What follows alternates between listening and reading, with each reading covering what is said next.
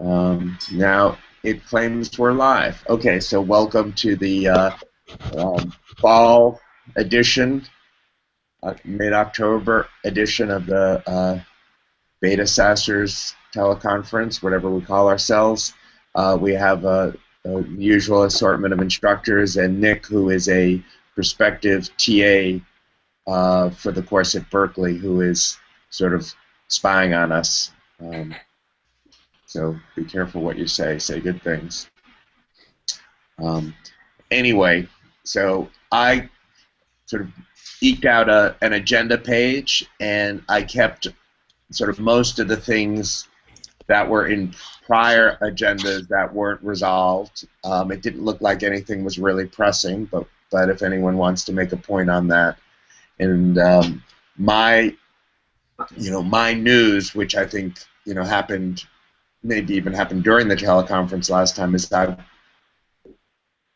did update to 1.1.1 on my Kindle, finally.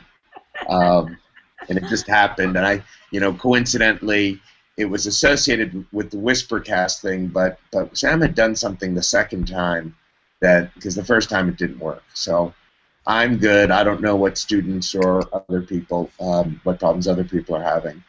And I was looking for a solution for homework 2, just because some student asked a question and my TA answered something in a way that I thought was like a little obscure. So I just sort of wanted to check what I had and what other people had before I, responded to the class. And Sam gave me a link, and someone else gave me a link, so I'll look at those. But I'm good. In fact, the link that Sam gave me was exactly what I had. I had stored a copy locally, and I was just checking to see if there was anything new up there. So I'm good with that. And the homework 4 AutoGrader problem, the only question I had on that was there was a message, I guess I can't mangle his name, Fabrizio, does that sound Italian enough? Had sent around a message saying that his homework 4 AutoGrader wasn't working, and Sam said it was pointing to the wrong place. So let me do the screen share. So what I'm curious about, which involves any of you, most of you went through this already, right? Homework 4. Am I hearing anyone sound? I'm not hearing anyone. Well, I mean, I can tell you that we didn't do it because we only use the videos, but that doesn't really answer the question. No, and it's just, I'm just curious. Yeah, I went through it, but I didn't do the step of actually submitting it to the AutoGrader, which oh, okay. in retrospect was maybe not a good idea. So you didn't assign it to your students, or no? Yet? I did assign it to my students, but so it's not. What happened? Did your students successfully complete it? The students. This one isn't going to be due until a couple weeks. Got it. Okay. So actually, I mean, I have no problem with Fabrizio saying, because I hit that all the time. It's like the first person doing it for the semester. Now you should be seeing the agenda. The first person doing it will often find problems. I just had the impression from at least some of you that you had already completed, because you are anxious for your Spock 2s. Okay, so that's good. So he helped all of us, and that answers my minor question. Just curiosity.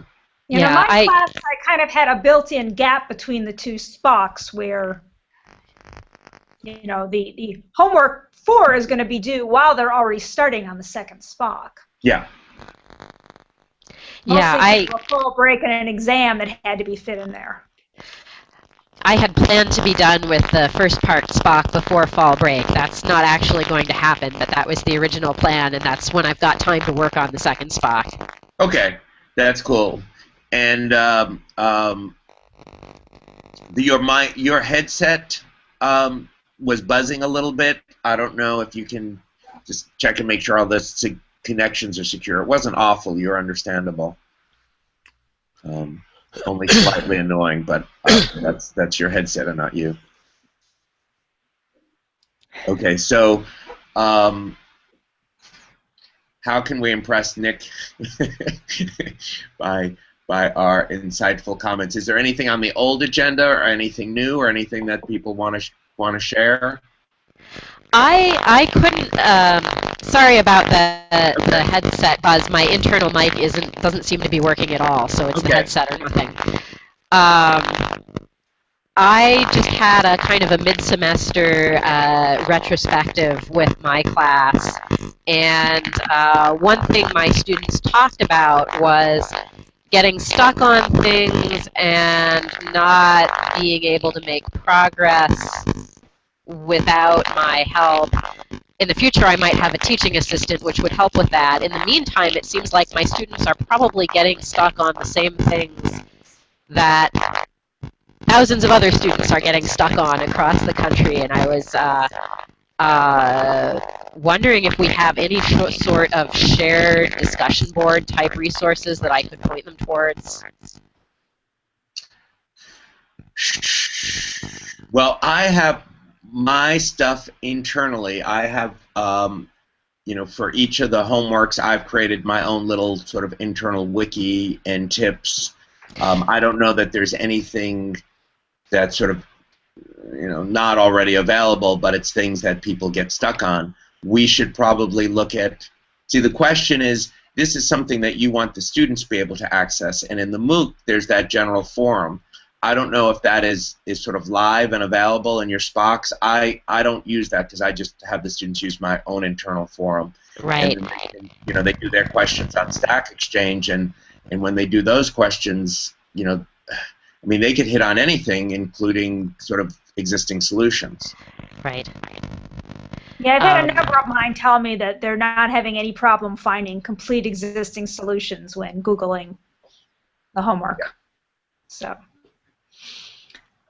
mine did really well on homework 2. Was the first one where some of them really got stuck, and a number of them made what was actually probably a fairly smart decision. If they couldn't, the redirect was the sticking point.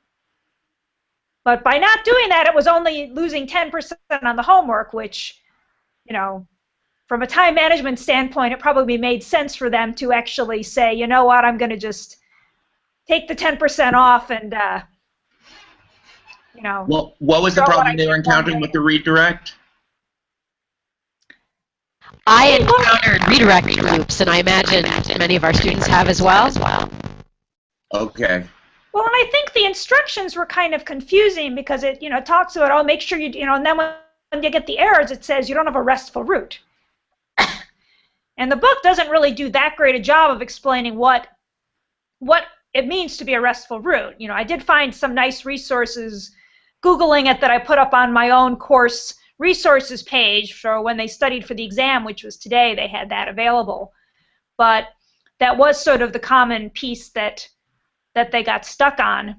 Homework 4, which my students will, I'm going to guess they probably won't start on until after the fall break, which is going to be beginning of next week.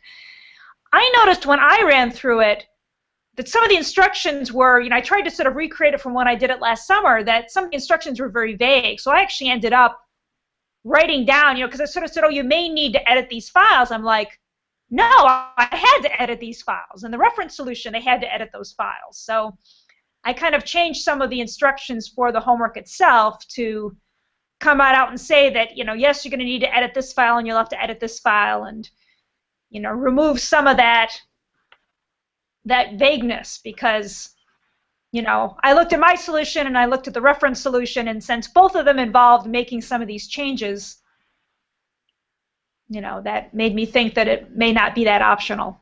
Yeah, yeah. I mean, I have, you know, all of us sort of outside of Berkeley have always had sort of some issues with the homeworks. You know, my issue has been that they've been like, yeah, just like what you're saying, a little bit sometimes too challenging and too obscure for let's say at least my average to slightly above average students. And what it would be, you know, we've all had these comments. I'm just not sure exactly how to accumulate them in one central place. Like when I looked at the sort of the GitHub repository for homework 2, Sam has a whole host of comments that I've seen before that are like his sort of semi-complaints about homework 2.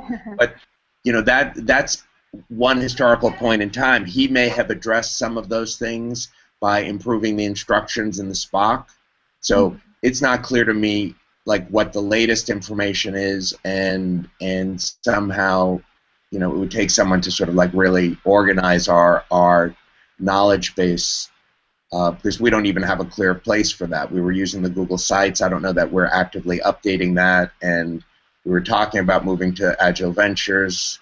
So I think there's that's sort of the meta problem, is where can we accumulate all this wisdom, and then the instructors can know it and then maybe even share it selectively with their class. Oh, your mic is. You're muted. Is there any reason? Yes. Is there any reason we can't fork the GitHub repository and actively start writing versions of the assignments that are geared towards non-Berkeley students? No, I mean, I think I would say I believe that's encouraged. The idea was that the specs for the AutoGraders are like allegedly public. I think that there's going to be magic behind the scenes to hook them into a SPOC or a MOOC and get the AutoGraders running, but it's really just the effort on people's parts to take that on. And I've always thought I would do it and get my TAs to do it, but in the heat of the battle, other than that simple homework 0 that I wound up taking the lead on, which was really just a repeat of what Berkeley had done in their classroom. Right. So the issue is, and this is, I guess, at a high level, this has been like one of my like potential complaints about the course, is that the homeworks are interesting, and solving them is an interesting challenge, but it's not they're not direct. Other than sort of general problem solving, they don't directly tie into like reinforcement in a big way of the big concepts of the course.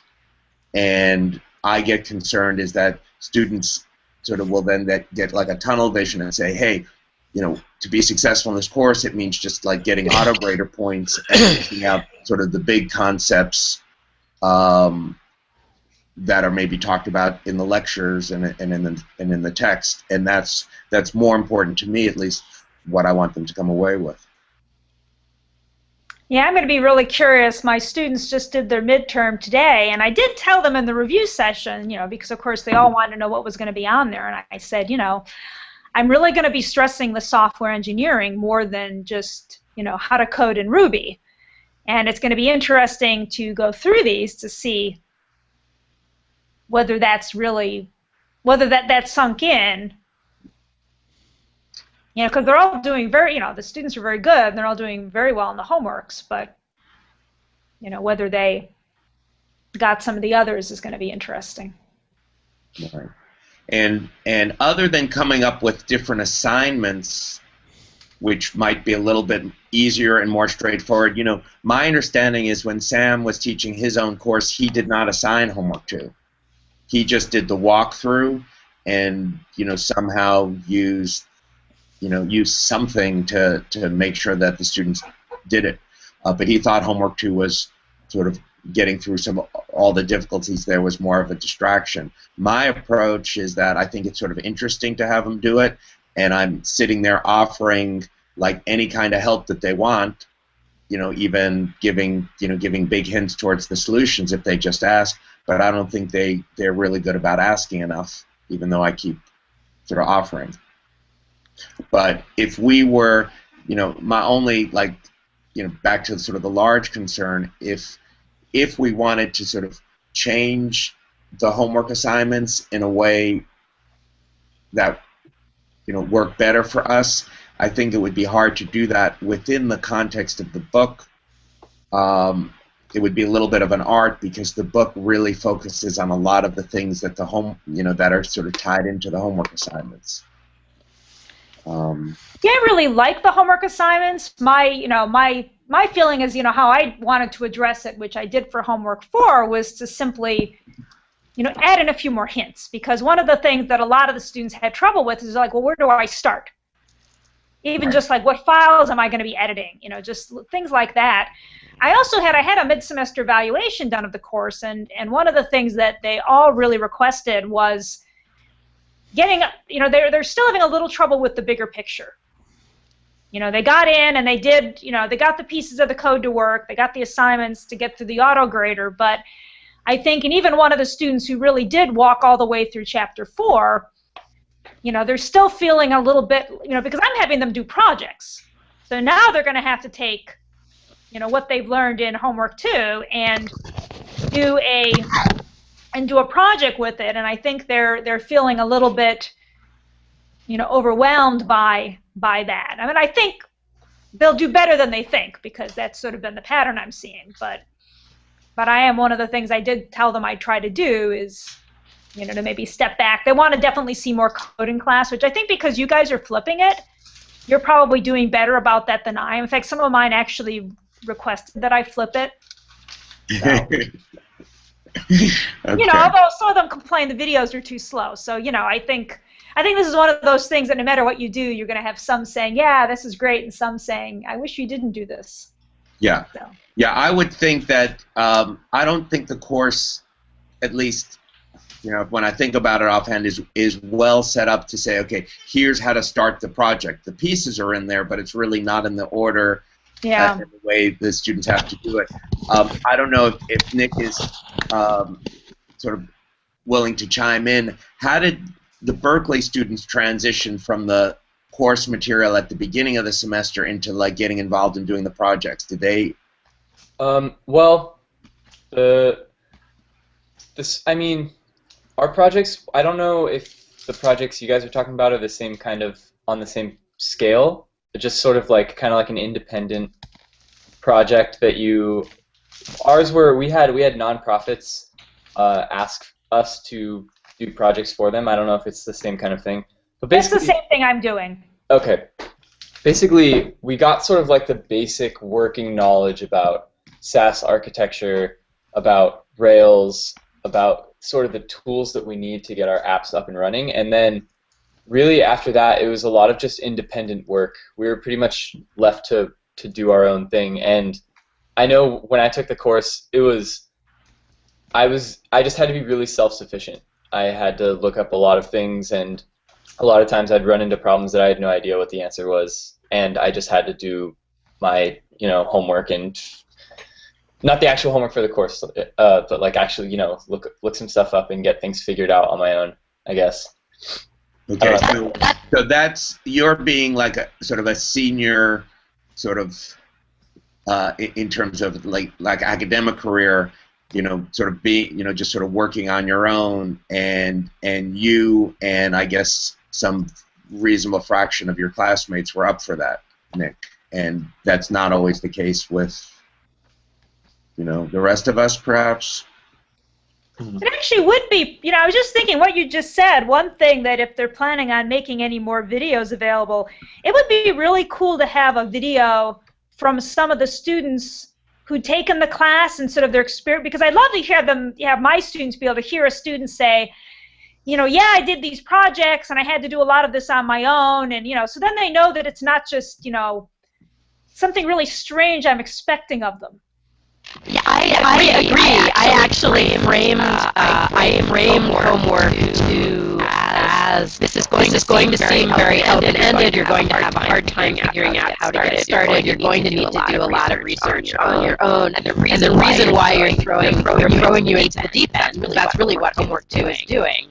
Is that you're going to need to be able to learn these things on your own when you get started on your projects. And Janet, I totally agree with you that it would be really powerful to hear that from a student who's been through the course and done a project of their own. I have some vague recollection that there were such testimonials, but I can't remember if they were from students or industry people. But that's something that, gosh, if I can multitask here, I'll add that into our agenda.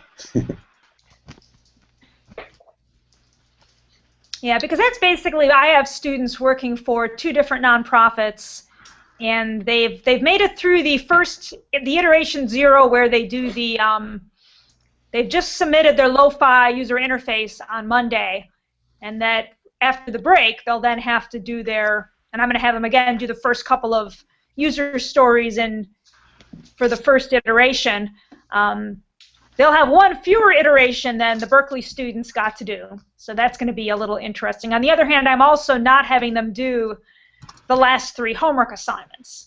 So one of the things my students were very panicked about with workload that kind of came out with our discussion was, it's taken them so much time on like homework 2 particularly. I did this right fairly soon after homework 2, which certainly impacted what they had to say. And they did feel very reassured when I told them that, yes, you're going to be doing more and more on the projects. However, I'm dropping a bunch of homework so that the amount of time you spend on homeworks will be significantly less. So I'm hoping that will, balance it some. No, thanks. That's really helpful, Janet. I think I'm pretty much in the same place you are. My students I decided to try to push things forward and scoop things around so that I could have 4 iterations like Berkeley does, and they've had their first iteration right now. But I think I'm going to have to look into canceling some of the homework assignments after the break. They can still watch the videos, read the book, but I think the homework assignments might be too much. I'm going to have to give that some thought.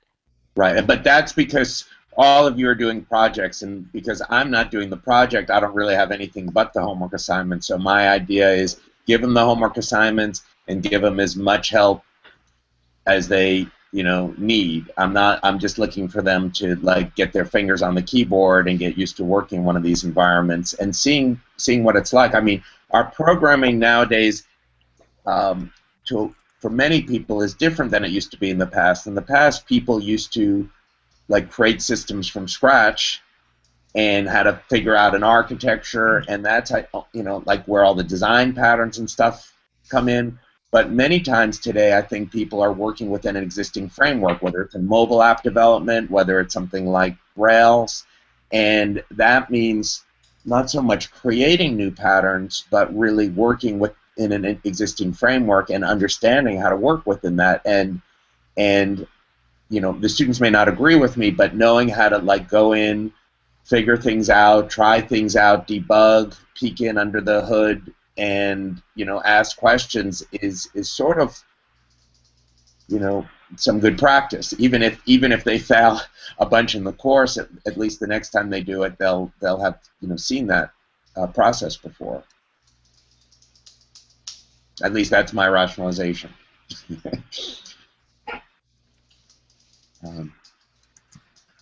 Would be good.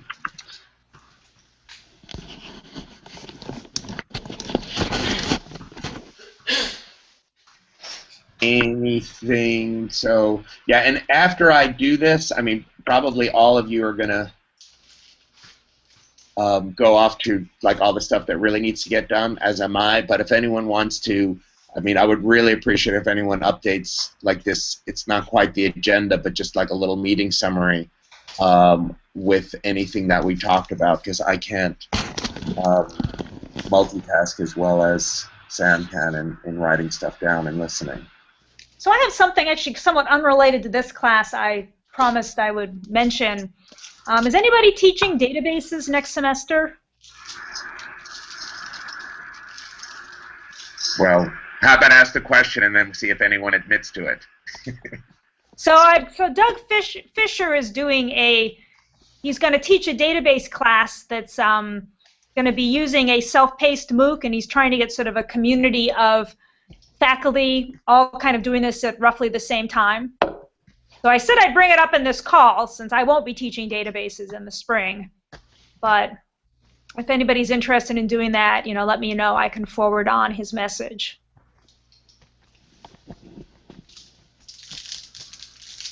Okay. So there wasn't a lot of fight into that. That would be really interesting.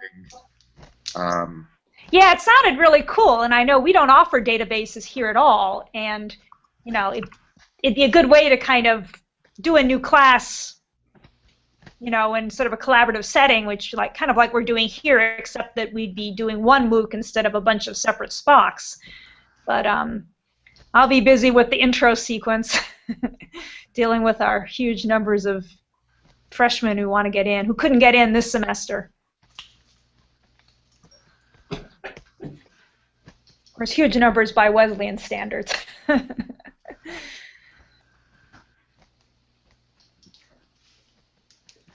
We will have, I don't know if we'll be able to do this during the break, but it sounds like from what's coming up, we'll have sort of some interesting retrospective about stuff we might be able to do to improve the course at the end of the semester. And maybe we can make a real attempt to do that, to have that discussion. How is Nick? How is they're not teaching this course at Berkeley at the moment, right? No. It's actually the same course number is being offered, but it's a different professor and it's different format. Wow. So if it's different format, it must be really different. It's very similar. It's much more open-ended. The projects are not through nonprofits. They're independently thought-up projects, and they don't teach. But is he doing Rails. that whole sort of Rails and sort of framework thing that was done? You can choose Rails, Django, or Node.js. Okay, but he's not using the text or any of the MOOC, any of the online stuff. So. I don't think so. Okay. And then is our Armando and Dave planning to teach it in the future, in the spring? In the spring, yeah. Okay, and that's where you would be a potential TA. Right.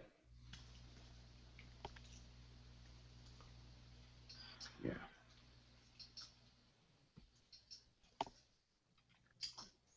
Okay, so one of the things I'm going to add to this is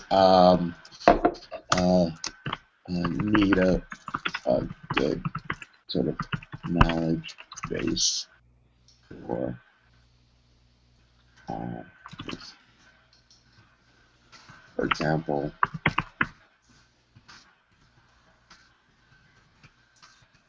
okay, so I just put that down.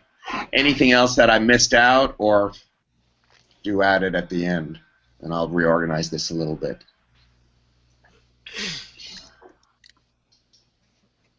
Okay, so I'm finishing up homework 2. I'm going to be releasing homework 3, and you guys are probably not even all that interested if you're not doing that. One of the issues that I will point out is homework 3 does have a solution essentially to homework 2 in it.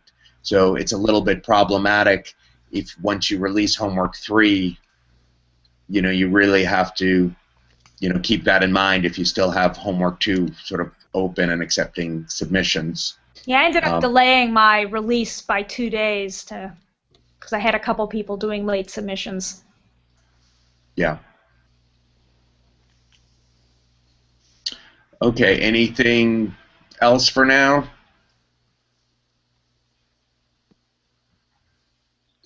Good. Okay, so I will. Are you seeing? What are you seeing on my? What are you seeing from me? Your agenda. You are, okay, because there's this little green thing that comes up that says, present this to everyone, and I haven't been good about clicking it, so because I've just been assuming you're seeing it. Okay, so it's lying when it says to me, it's just warning me, but it was actually showing that. Okay, good. Okay, we good for today? We're almost on time if we're trying to keep these to half an hour. Okay, I got a lot to do. I have they set me up with advising students, and I probably have a list of 130 advisees that I have to meet, have an individual meeting. Now, not all of them are going to show, but they're like a minimum 20-minute meetings, and if you do the math, it's sort of a huge drain on my time. So, right. That's upcoming to me. Well, I have my parents showing up for a 5-day visit, so imagine how much work's going to get done then. Well, that could be a time. It depends on, like, do you have a spouse or something like that that can help with that? I do have a spouse, although he is also a professor, so you know. When I was in that situation, unhappily on my then spouse's part, but she would take sort of the bulk. I would sort of like disappear when that happened. Is that when your parents or hers showed up? When my mom would show up. I don't do as well with her, and you know, my ex-wife did. So in fact, my mom still talks a lot about it, which was fine with me anyway. But I guess that's not very helpful advice. Okay, so next week, hopefully Sam will start this. Will be involved with this, and I'm not sure if I'll be at home or advising. Even if I'm advising, I'll you know, sort of take this as my break time. But do what I said. Put any of these things in the in this updated agenda if you can. Just sort of after we leave, I'll save this away and then come back and edit it a little bit more. And we'll take it from there and see if this whole thing works. Okay.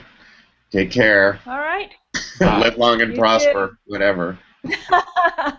Bye. Bye.